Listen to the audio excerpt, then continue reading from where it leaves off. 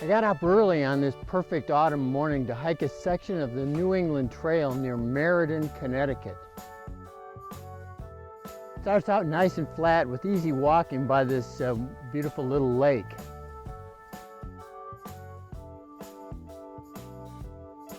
Well, it wouldn't be much of a New England hike if it didn't eventually come to this, a long uphill slog on a rocky trail.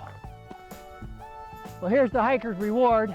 I made it to the top, sitting on a little rock outcropping, looking down at a lake which is reflecting the autumn colors, maybe about a week from peak.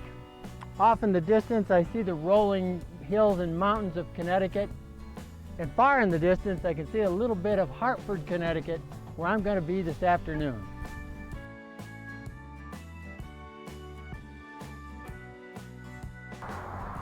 Connecticut is the home of ESPN, the worldwide leader in sports broadcasting, and one of my favorite channels.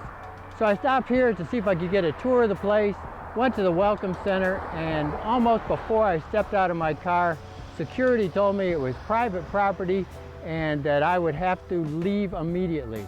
In fact, as I set up this shot outside the gates on the public sidewalk, security stopped again and asked me what I was doing. I'm not feeling very welcome here at ESPN.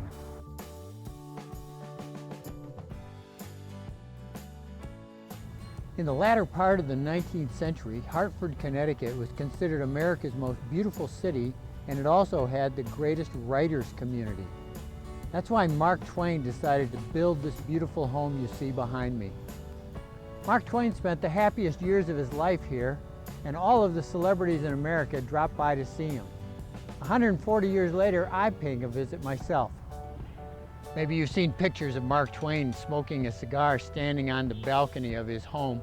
It was really that third floor balcony behind me where he did that, and he was stepping out from his desk where he had been at work on what is considered to be the great American novel, Huckleberry Finn. So what better place to end up my Connecticut adventure than at the home of one of America's first great travelers, Mark Twain.